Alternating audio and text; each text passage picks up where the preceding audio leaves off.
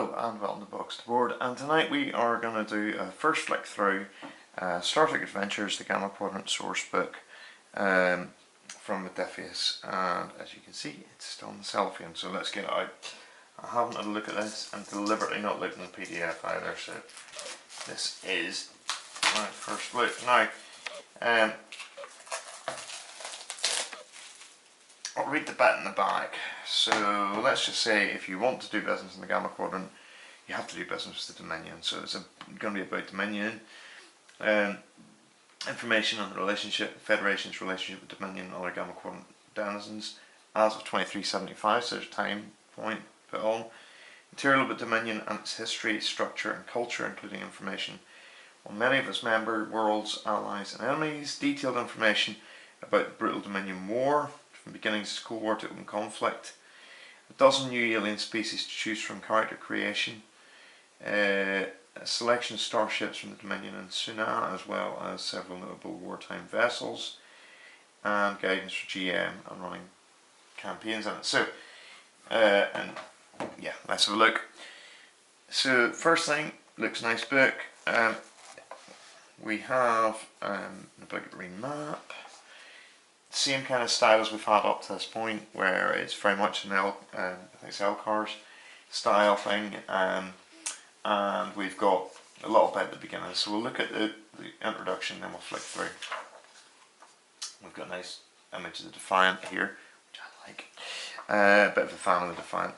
So basically it will give a wee bit more of an outline. So the supplement structure, chapter 2 is Gamma Quadrant. The largest part of this book describes the main power of in the Gamma Quadrant, the Dominion, details controlled worlds, and also provides detail on many of the species aligned to the Dominion at the start of the war, including Cardassians and the Brain. Now that's good, because I kind of felt like the Cardassians needed something, you know. I love the Cardassians, I think they're great. Let's see if I'm hopeful we're going to get some detail here. Unaligned species, and Sona, Pagles and Gorn, and State of the Galaxy at the end of 2374. Then we've got species of the Gamma Quadrant in chapter 3. New options for characters, along with expanding character life paths. There's also 12 new playable species. Okay. Then we've got starships of the Gamma Quadrant, encounters. So highlights watch. This is really the GM bit. So let's have a look. That's interesting. Unlike the information for the Star Trek Adventure core rulebook, push the timeline forward in this book, placing you deep into the Dominion War. So that's quite cool. So you know, we're in a different timeline, which is nice, I think. Dominion. So we've got these little call outs, which are quite nice in personal diaries, and they're very flavoursome, and they add something to the game, I think, or to the experience of reading through the book. Make it interesting. They're just little sound bites almost. We get a bit of the history, going through things at flight. I'll zoom out a little bit so you can see this a bit better. Yes, the flight of the changelings and all these different bits. A bit of the political structure, the founders of the Vorta, the Jemadar. Some lovely artwork as usual. The Dry, the Tosk. So we're looking at Karema, Dossi, Udarans. It's quite a lot. There's a bit in Ketrasil White.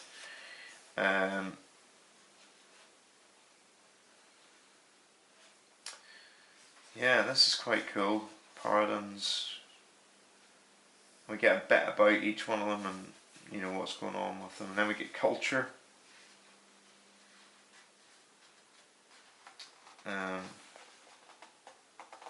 Two pages stuck together, and some bits and pieces about what Dominion membership. That looks quite cool. So there's some good depth to this, actually, I have to admit. Then we get about science and technology.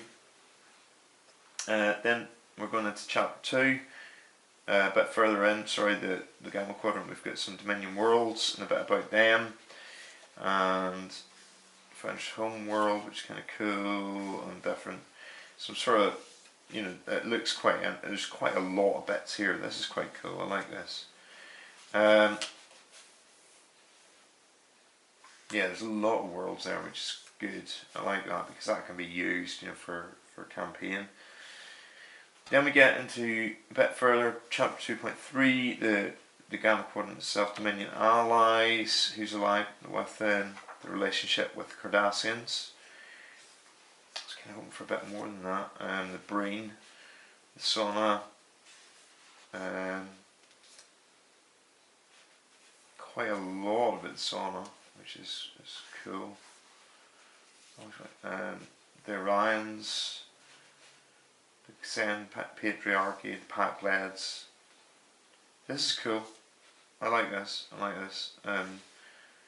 Bit of it, potential allies, Tholians, Gorn, Nausicaans, and then enemies, Talarians, Neberites, Ferengi, First Federation.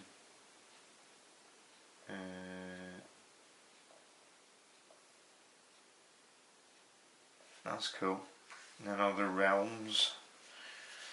In terms of what you're getting here, there's a lot in it about, and then we've got the Dominion War, the outline of the Dominion War, and what went on in it, which is good. And actually, the Dominion War, best bit of advice I could give you is watch Deep Space Nine, which is, it's just brilliant in this, and you're going to get a lot more about what's going on in detail. Covert operations, resistance movements, war behind the lines, fighting back. So this is all I think this is all being done from a Federation perspective, obviously. So the current state of the war and where it's at, and then creating characters during and after the war. And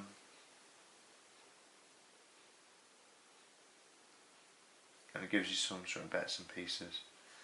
It's quite nice. And then a bit about the end. Yeah, that's kind of cool. I'm liking that. Then we've got a bit of the life path options, the species. This could be interesting, to be honest. We've got Argrathi. One of the things that Dossie, they're quite cool. They're one of those changelings. It's cool. I like to see pictures because there's a lot of species in here in Trek, and you really want to see pictures, and that's kind of a bit that's missing here. I'd rather have a picture of a scria than a picture like this, to be honest, of protein synthesis. That's just me. Actually, that's not just me. I think it helps because there's so many species in Star Trek, and yeah, you can look them up, I suppose, online. Then we've got a sauna, which you'd have to do at the Games Masters. You'd have to, you'd have to basically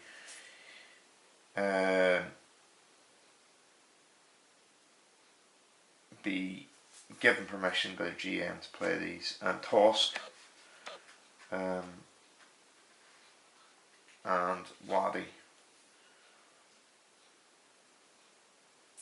Yeah, so there's some interesting bits and pieces there. Starships, we've got Dominion.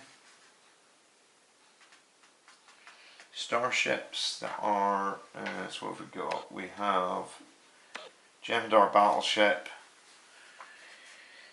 Karema Cruiser, Vorta Explorer, Sauna Flagship, Sauna Battle Cruiser, Dominion Dispatch Vessels. These are quite nice. Then some starships of the Dominion War. So we get Prometheus, Galaxy class, USS Sutherland, Lakota,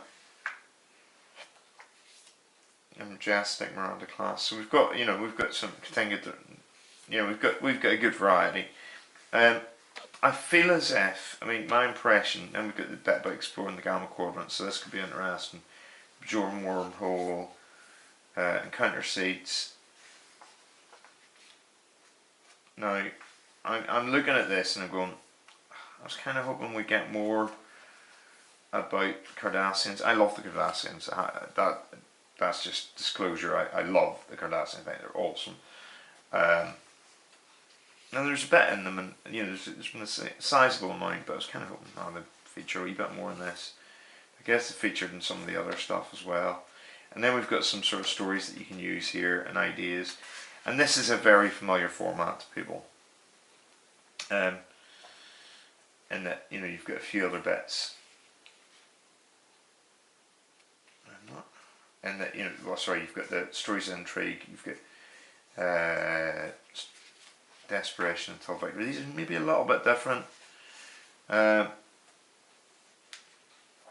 So there's a bit more depth than I think than some of the other ones. I've maybe learned a few lessons and got a bit more feedback. I think there's more meat to what I'm seeing here that I could actually lift and run with.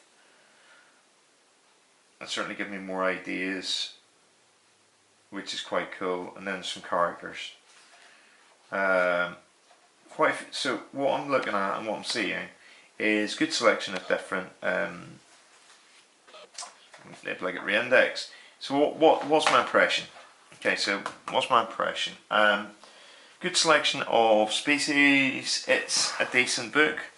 If you like Deep Space Nine, you're going to love this. If you're not a fan of Deep Space Nine, you probably won't be so much a fan. I think going forward for Star Trek Adventures, for campaigns, I can see this being really useful, because actually that last section, there's a lot of plot seeds that are pretty effective, in my opinion. Just from first glance, it would certainly get you thinking about it.